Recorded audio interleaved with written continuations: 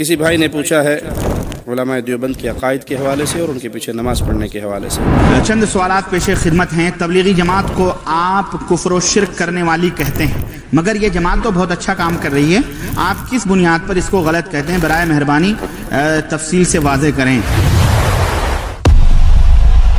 اگر آپ پہلی مرتبہ ہمارے چینل تشریف لائے ہیں تو آپ کا خیر مقدم کرتے ہیں، پلیز سبسکرائب کر لیجیے۔ بھائی نے پوچھا ہے علماء دیوبند کے عقائد کے حوالے سے اور ان کے پیچھے نماز پڑھنے کے حوالے سے۔ ان کے عقائد ان کی اپنی کتابوں میں معروف ہیں، موجود ہیں۔ علماء دیوبند، میں عامت الناس کی بات نہیں کر رہا، علماء دیوبند عقیدہ وحدت الوجود کے قائل ہیں۔ تمام علماء اس عقیدے کے قائل ہیں۔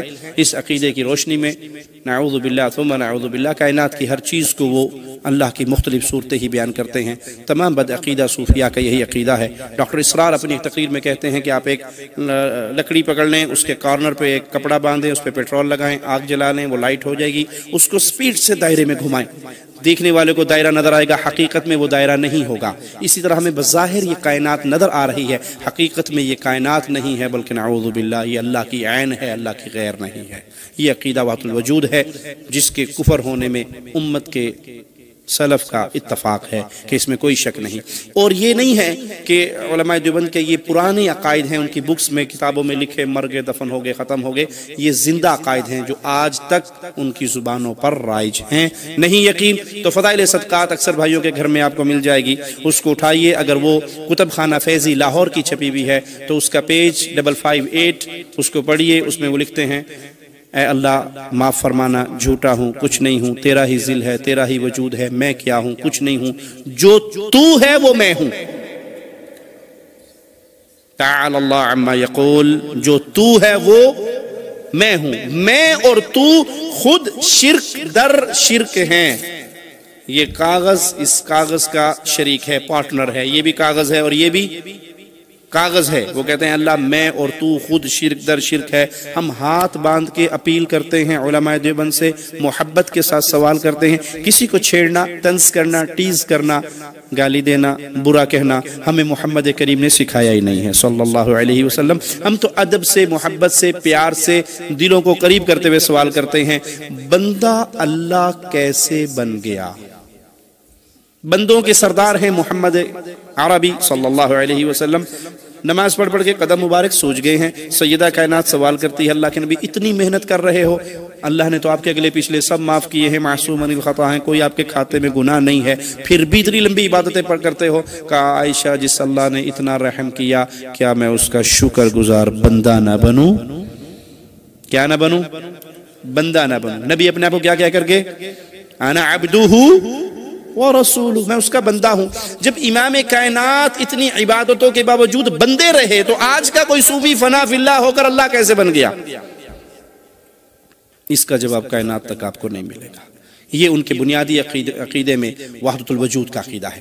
یہاں پر ایک شبہ پیش کرتے ہیں جس کا جواب دینا میں ضروری سمجھتا ہوں کہ جی آپ نہیں سمجھتے، آپ کے کچھ بزرگوں کی کتابوں کے اندر بھی وحدت الوجود کے حوالے سے کچھ تحریریں موجود ہیں، فلاں نے یہ لکھا اور فلاں نے یہ لکھا اور فلاں نے یہ لکھا۔ ہم کہتے ہیں بھائی جیسے تمہارے مولویوں کی کتابوں کو اپنی جوتی کی نوک پہ رکھ کے ٹھوکر مارتا ہوں، ایسے اپنی مولوی کی کتابوں کو بھی جوتی کی نوک پہ رکھ کے ٹھوکر مارتا ہوں۔ مجھے میرے رب نے دیا ہے یہ کلام الہی، ہمارا کرے تب غلط، تمہارا کرے تب غلط۔ دنیا بھر کے مولویوں کی کتابوں کو لاؤ، چوراہے میں رکھ کے آگ لگا دو، اس میں مولوی ذکریہ کی کتابیں بھی لے آؤ، نذیر احمد دہلوی کی کتابیں بھی لے آؤ، شاہ اسماعیل کی کتابیں بھی لے آؤ، شاہ ولی اللہ کی کتابیں بھی لے آؤ، پیچھے بچے گا قرآن اور حدیث، اس کو تھام لو، سوائے اہل حدیث کے اور کوئی نہیں رہیں گے۔ یہ نہیں ہے کہ ہم اپنی بات کا دفاع کریں، نہیں جی وہ چونکے چیکے چنانچہ چونکے وہ ساڑھے مولوی نے کیا تو یہ مطلب ہے کوئی نہ کوئی رات ہے۔ نہیں، جو غلط ہے وہ غلط، میرا کرے تب بھی، آپ کا کرے تب بھی۔ آج کچھ مولوی اٹھ کر دفاع کرتے ہیں اپنے عقیدہ وحدت الوجود کا، قرآن کے ذریعے نہیں، احادیث رسول کے ذریعے نہیں جی یہی بات تو آپ کے مولوی صوفی عبداللہ نے لکھی، مثال کے طور پہ انہوں نے لکھی نہیں لکھی، میں مثال دے رہا ہوں۔ یہی بات شاہ اسماعیل نے صراط مستقیم میں لکھی، یہی بات شاہ ولی اللہ نے انفاس العارفین میں لکھی، یہی بات فلاں نے لکھی۔ بھائی میں نے کہا بھاڑ میں گئے۔ کبھی آپ نے ہماری زبان سے سنا کہ آپ اپنے رشید احمد گنگوہی کو چھوڑ کر شاہ اسماعیل کو پکڑ لو، امداد اللہ مہاجر مکی کو چھوڑ کر آپ ہمارے کسی اور بزرگ کو پکڑ لو؟ ہم کہتے ہیں سب کو چھوڑ کر محمد کو پکڑ لو، کوئی لڑائی رہ گئی؟ صلی اللہ علیہ وسلم۔ سب سے غلطی ہو سکتی ہے، کروڑ بابے بزرگ بھی اکٹھے ہو جائیں تو وہ ہمارے محدثین اولیاء اللہ کے برابر آج کا مولوی نہیں ہو سکتا۔ جب ہم ان کے بارے میں کہتے ہیں کہ ان کی بھی کوئی بات غلط ہوئی تو اس کو چھوڑا جائے گا، مصطفیٰ علیہ السلام کی بات کو نہیں چھوڑا جائے گا، تو ہمارے اوپر اعتراض اگر کسی نے کرنا ہے، میری بات کو نوٹ کیجئے، ہمارے اوپر اگر کوئی اعتراض کرنا چاہتا ہے تو وہ شاہ اسماعیل کی کتابوں پہ نہ کرے، وہ شاہ ولی اللہ کی کتابوں پہ نہ کرے، وہ کسی اور باب مولوی کی کتاب پہ نہ کرے۔ جب کتاب اعتراض ہو قرآن پر اور حدیث مصطفیٰ پر تو اہل الحدیث سمجھیں گے کہ ہمارے مذہب پر اعتراض ہوا ہے۔ ہم سب کتابوں سے بری ہیں، تمہاری بھی اور اپنی بھی۔ ہم نے اگر حق جانا ہے، جو عرش والے نے اپنا کلام نازل کیا اور جو مدینے والے کی زبان پہ اس کی پیاری تفسیر نازل کی۔ چند سوالات پیش خدمت ہیں۔ تبلیغی جماعت کو آپ کفر و شرک کرنے والی کہتے ہیں، مگر یہ جماعت تو بہت اچھا کام کر رہی ہے، آپ کس بنیاد پر اس کو غلط کہتے ہیں؟ برائے مہربانی تفصیل سے واضح کریں۔ دیکھیں، اس تعلق سے تو میں نے بہت کچھ واضح کیا ہوا ہے، اور یقیناً کفر و شرک والی جماعت، اب میں آپ کو کیا بتاؤں، ایک مثال میں دے دوں۔ اب میں کچھ کہوں گا تو برا ہوگا۔ یہ دیکھو، یہ کتاب ہے، ہاتھ تاریخ مشائخ چشت، اس کے اوپر کیا لکھا ہوا ہے؟ برکت العصر قطب العالم عارف باللہ شیخ الحدیث حضرت مولانا محمد زکریا صاحب۔ اور وہ زکریا صاحب کون ہیں؟ جن کی کتاب یہ فضائل اعمال، فضائل صدقات ہے نا، یہ سب میں لے کے چلتا ہوں، مجھے پتا تھا آج پوچھا جاؤں گا میں۔ یہ فضائل اعمال، یہ سب ہے، مجھے پتا ہے، سمجھ رہے ہیں؟ یہ کتاب ہے۔ اچھا جناب علی، آئیے اس کے حوالے سے میں ایک مثال دیتا ہوں۔ میں زیادہ نہیں، کہتے ہیں نا کہ باپ، یعنی اگر کسی کے خاندان کو دیکھنا ہو تو باپ کو دیکھ لو، پتہ چل جائے گا، ہے کہ نہیں؟ تو جناب علی، یہ دیکھو، زکریا صاحب باپ ہیں تبلیغی جماعت کے، ان کتابوں کو جو بانٹے ہوئے ہیں، ان کا عقیدہ میں بتاؤں۔ یہ دیکھو، اللہ آپ کو بھلا کرے، یہ کہتے ہیں، کہاں ہے بھائی؟ یہ دیکھو صفحہ نمبر 234 ہے نا، جس کو اگر یقین آئے وہ آ کے بعد میں دیکھ لے گا۔ کہتے ہیں کہ حافظ محمد ضامن شہید، انہوں نے مجمع عام میں اپنا خلیفہ بنایا اور ہم لوگوں کو بھی مجاز کیا۔ اس کے بعد حضرت بیمار ہوئے، آپ نے فرمایا مجھے میرے وطن جھنجھانا لے چلو۔ جب لوہاری سے آپ کی پالکی تھانہ بھون پہنچی تو میانہ مسجد کے پاس ٹھہرایا۔ حاجی امداد اللہ مہاجر مکی، جو پورے رشید احمد گنگوئی، اشرف علی صاحب تھانوی، قاسم نانوتوی، ان سب کے پیر اعلیٰ حضرت ہیں، یہ ان کا بیان زکریا صاحب نوٹ کر رہے ہیں، کیونکہ ان کے پیر حافظ محمد ضامن شہید تھے، ان کا واقعہ ذکر کر رہے ہیں حاجی امداد اللہ مہاجر مکی کے حوالے سے۔ تو حاجی صاحب جو تھے وہ اکیلے تھے، انہوں نے حضرت کی چارپائی پکڑ کر کے کہنے لگے کہ جب حضرت نے فرمایا کہ اب تو میرا پیام سفر آخرت آ گیا ہے، اب میں مرنے والا ہوں، تو حضرت نے ان کی پالکی پکڑ کر حضرت رونے لگے۔ حضرت حاجی امداد اللہ مہاجر مکی جو پیر ہیں وہ رونے لگے، تو حضرت نے تسلی دی، فرمایا فقیر مرتا نہیں، فقیر مرتا نہیں، بلکہ ایک مکان سے دوسرے مکان میں انتقال کرتا ہے۔ فقیر کی قبر سے وہی فائدہ ہوگا جو ظاہری زندگی میں ہوتا تھا۔ سنو، یہ قبروں کے پجاری تم سمجھتے ہو بیچارے وہ خان صاحب لوگ ہیں بریلی شریف کے؟ ارے یہ شیخ لوگ بھی ہیں، یہ شیخ صدیقی لوگ ہیں، ادھر خان صاحب ہیں، ادھر شیخ لوگ ہیں۔ خان اور شیخ اور پٹھان کی لڑائی ہے یہ بیچ میں، اور کچھ نہیں، یہ دونوں سب ایک۔ سنو آگے کہتے ہیں بہرحال وہ مر گئے، دفن کرور دیا گیا۔ یہ عقیدہ بتلایا جا رہا ہے کہ جو بزرگ ہوتے ہیں، جو زندگی میں فائدہ ہوتا ہے، وہی بولو مرنے کے بعد میں بولو۔ یہ امام ابو حنیفہ کا عقیدہ تھا۔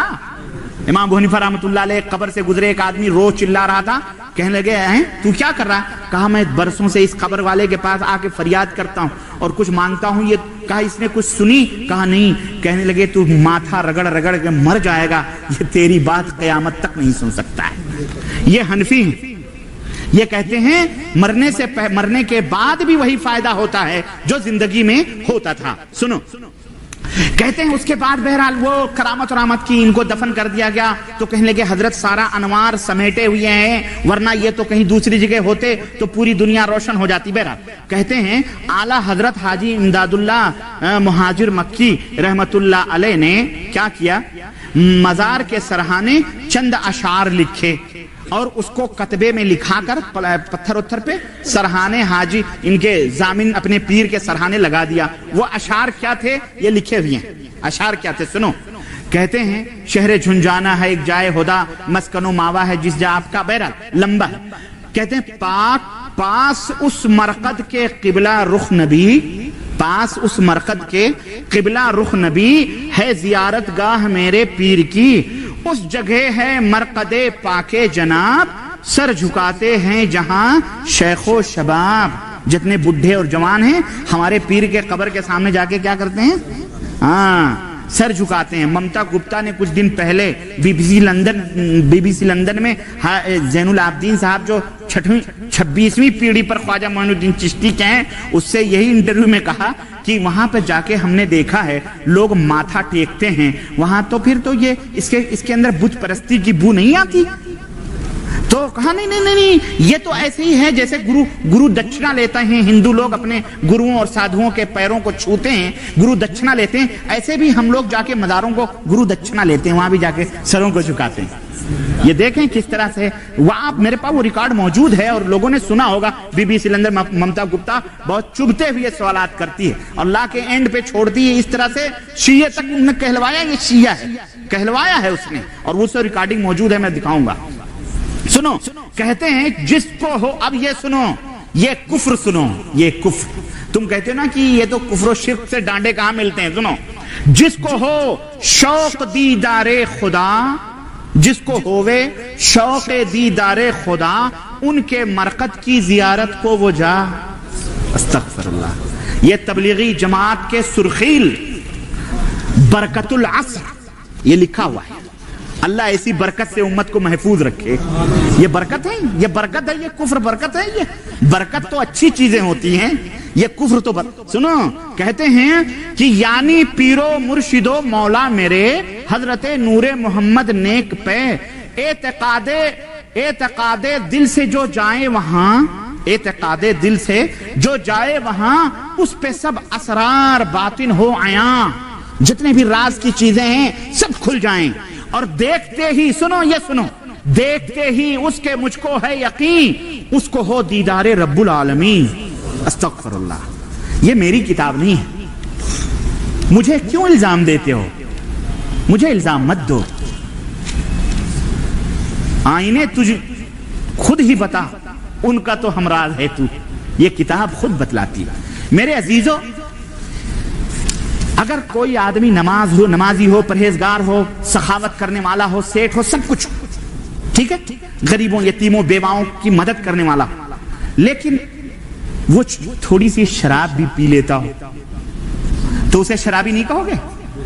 بولو، شرابی نہیں کہو گے؟ کہو گے یار یہ شرابی ہے، ہمیں نمازی ہے، پرہیزگار ہے، سب کچھ. بے عین ہی اسی طرح سے نماز ہے، روزہ ہے، تقوی ہے، طہارت ہے، سب ہے، ٹھیک ہے، لیکن شرک کیا ہے؟ شرک. اور شرک ایک ایسا کینسر ہے اور ایک ایسی بلا. انہو من یشرک باللہ فقد حرم اللہ علیہ الجنہ. خلاص، تم نماز، روزے، حج، زکاة، سب تقوی، طہارت، اللہ یہ نہیں دیکھے گا. وجعلناہ ھباء منثورا، اللہ اسے ریت کے ذروں کی طرح اڑا دے گا. کہاں ہو تم؟ اللہ کے ہاں ان اعمال کی کوئی اہمیت نہیں ہے. اگر اہمیت ہے تو توحید کے بعد. جس کے دل شرک بت قدا بنے ہوئے ہوں، جو یہ عقیدے رکھتے ہوں کہ مرنے کے بعد قبروں سے وہی فائدے ہوتے ہیں جو زندگی میں ہوتے ہیں، تو بتاؤ خان صاحب گروپ کو کیوں تم برا کہتے ہو؟ کیوں انہیں مشرک کہتے ہو؟ کیوں قبر پرستی کے اوپر لعنتیں بھیجتے ہو؟ بولو میرے عزیزو، یہ کتابیں مارکیٹ میں ملتی ہیں، ہم نے چھپائی نہیں ہے. مکتبہ شیخ زکریا مفتی اسٹریٹ سہارنپور یوپی کی چھپی ہوئی یہ کتاب ہے. جاؤ خریدو، اپنی آنکھوں سے دیکھو. میں کیا کہوں؟ اب اس پہ بھی اگر آپ کی آنکھیں نہ کھلیں تو میں نہیں سمجھتا ہوں. پھر یہی ہے کہ انک لا تہدی من احببت ولکن اللہ یہدی من یشاء. اللہ جسے ہدایت دینا چاہے وہی دیتا ہے، ورنہ ہدایت نہیں ملتی. بہرحال یہ تو جواب آپ کا ہو گیا جناب علی. پھر کہتے ہیں کیا تبلیغی جماعت قرآن و سنت کی دعوت نہیں دیتے؟